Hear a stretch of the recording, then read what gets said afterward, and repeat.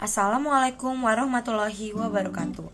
Perkenalkan, nama saya Teresia Carolina Purba dari kelas 10 IPA 7 absen 38. Di sini saya akan menjelaskan tentang bab 2 pemetaan.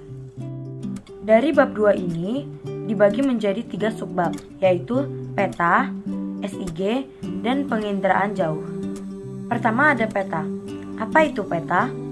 Peta adalah rupa permukaan bumi yang digambarkan menggunakan suatu sistem proyeksi dengan skala tertentu sehingga dapat disajikan dengan bidang datar. 3 hal penting yang terkait dengan peta yaitu: yang pertama, ada pemilihan fenomena muka bumi yang dianggap penting sesuai dengan tema dan judul peta.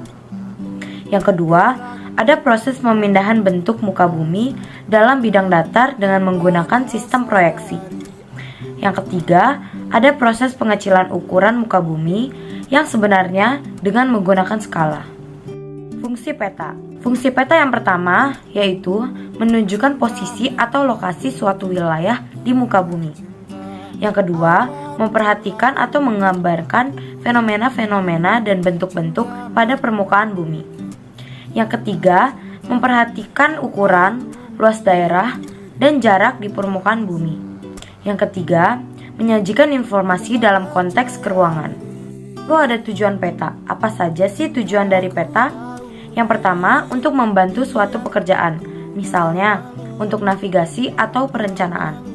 Yang kedua, ada untuk analisis data spasial. Yang ketiga, menyimpan informasi. Yang keempat, membantu dalam pembuatan suatu desain. Dan yang terakhir, komunikasi informasi ruang. Kita beralih ke SIG atau Sistem Informasi Geografis. Sistem Informasi Geografis adalah sebuah sistem untuk tahapan pengelolaan, penyimpanan, memproseskan, analisis, dan penayangan atau display data yang terkait dengan permukaan bumi. Manfaat Sistem Informasi Geografis. SIG dapat digunakan sebagai alat bantu, baik sebagai tools maupun sebagai alat tutorial yang interaktif, menarik, dan menantang dalam usaha untuk meningkatkan pemahaman, pengertian, pembelajaran, dan pendidikan. Data pada SIG dapat diperoleh dari beberapa sumber berikut ini. Yang pertama, peta. Yang kedua, remote sensing atau pengenderaan jauh. Yang ketiga, atribut sosial ekonomi.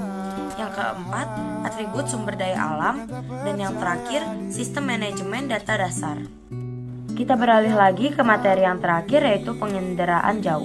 Menurut Paul J. Curran, pengenderaan jauh adalah penggunaan sensor radiasi elektromagnetik untuk merekam gambar lingkungan bumi yang dapat diinterpretasikan agar informasi yang berguna dapat diperoleh. Ada 6 komponen pengenderaan jauh. Yang pertama, sumber daya.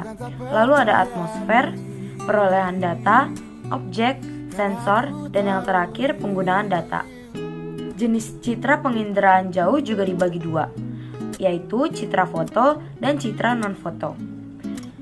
Citra foto berdasarkan spektrum elektromagnetik, berdasarkan sumbu kamera, dan berdasarkan sudut liputan kamera. Citra non-foto dihasilkan dengan sensor, bukan kamera. Citra non-foto dapat dibedakan berdasarkan spektrum elektromagnetik, sumber sensor, dan warna yang digunakan. Terima kasih sudah mendengarkan. Maaf jika ada salah kata. Wassalamualaikum warahmatullahi wabarakatuh.